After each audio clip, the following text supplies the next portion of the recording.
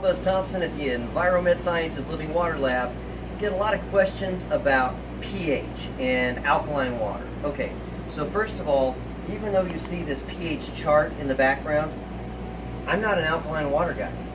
Okay, when I was less informed, and I'm friends with a lot of people that are well-intentioned but ill-informed,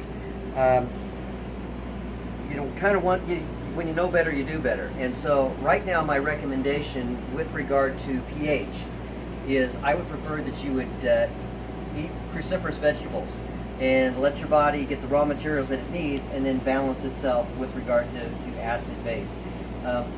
So drinking alkaline water is extremely beneficial, but it depends on what made it alkaline. Okay, and I learned this. I was at a conference and I had an array of beverages, and you might have even seen me do a demonstration where you have a bunch of different beverages and then you have pH drops in them, and you can see the different colors from acid to alkaline depending on the beverage. And so it is not beneficial to consume acidic beverages, okay? Not on a regular basis anyway. So, but an interesting thing happened when I had my array of beverages out there. I had a gentleman walk up and he said, I was in Omaha, Nebraska, remember, as if it was yesterday, and he says, what have you got there? And I said, well, sir, this is an array of beverages, and it goes from acid to alkaline. And you can see the pH difference in these things, and the more alkaline, the better. And I said, but honestly, sir, Omaha's tap water was like right up here, like almost at a 10. And I said, this is Omaha's finest, and I don't know why anybody would drink anything other than the water that just came out their tap. I'm a pretty honest guy. Because of the pH and the water. And the guy says, I wouldn't drink it. No, sir, look at the chart. Look at the water. Look at the drops. And he said, son, do you have a swimming pool? And I said, yes, sir, I do. He said, would you drink the water in your swimming pool?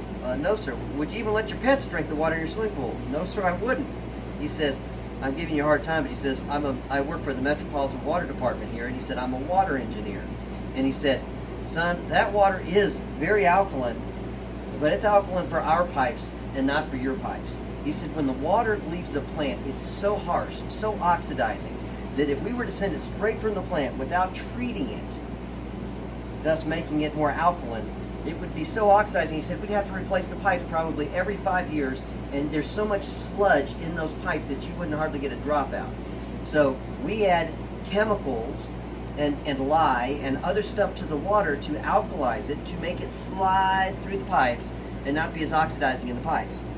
So I guess my point here is that alkaline water is great, but it depends on what made it alkaline. Okay, there's 20 different ways. Your swimming pool, you can adjust the pH anything you want. I can use baking soda, sodium bicarbonate, we could use lye, we can use minerals, we can use chemicals, lots of different ways, right?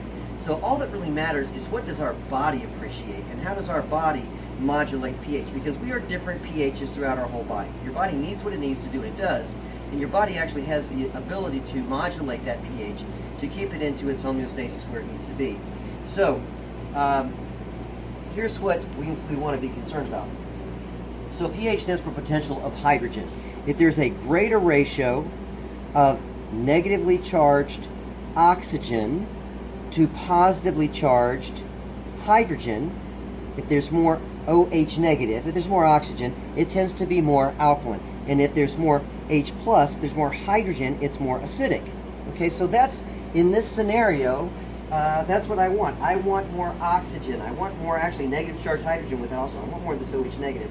That's going to make me more alkaline. That's what I want.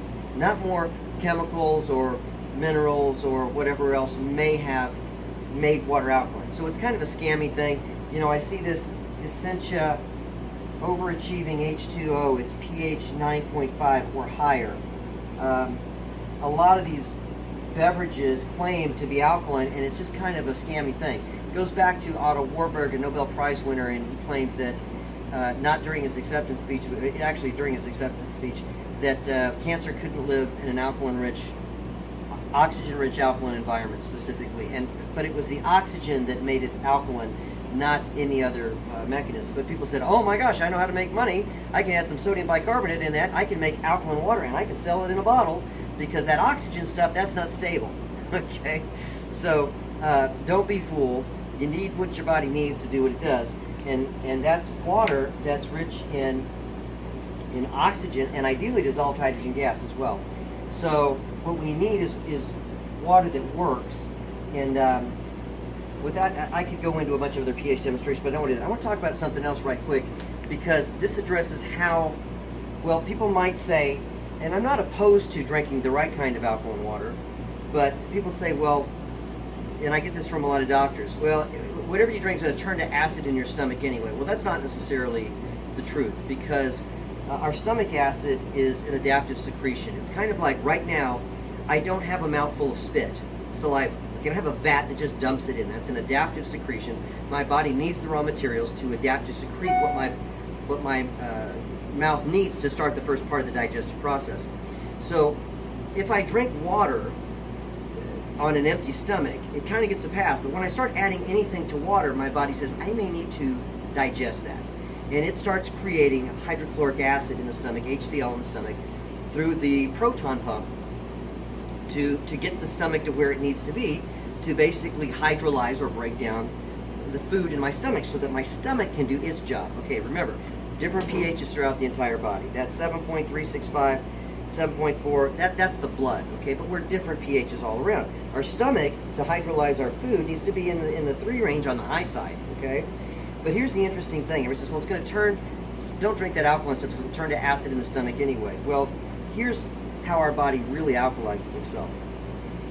If my stomach needs to be at, let's just say, a 3 to hydrolyze a steak, okay? So my body's going to self-modulate to stay in that area. Now, if I throw in some broccoli, which is a 10, by the way, okay, what's going to happen is that 3 is going to rise, and the stomach's going to go, no, no, no, danger, danger, we can't be here, we need to be down lower. So the stomach is going to start, the proton pump is going to start pumping in HCl into the stomach to lower the acid so that I can digest that steak properly. Okay, and here's the interesting thing. So if everything just turns, so the process of generating HCl, it's not a one-sided equation. As I'm making my acid, the proton pump is making acid. You know what's happening on the backside? It's making bicarb, okay? So all these geniuses that are stopping the proton pump, you know what you're stopping? You're stopping the bicarb, okay? So what might that bicarb be used for? Well, interestingly enough, the next part of the journey from the stomach is the small intestine. And in the small intestine, your villi needs to receive this hydrolyzed liquid, needs to be between 8 to 8.2 pH in the small intestine, which is the next part of the journey, where there's no nutrient uptake by the villi.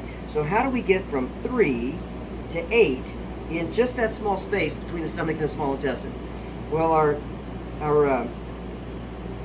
well, there's a whole mechanism that has to do with our duodenum and pancreatic juice, but basically we treat the hydrolyzed liquid to get it up to an 8. So from 3 to 4, that's 10 times. This is a log scale. That's not the difference of 1.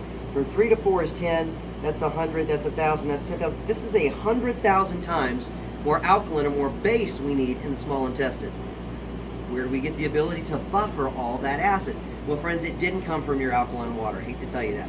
What it came from is your body creating HCl, hydrochloric acid, which on the backside is generating the bicarb, which is used for the next part of the journey.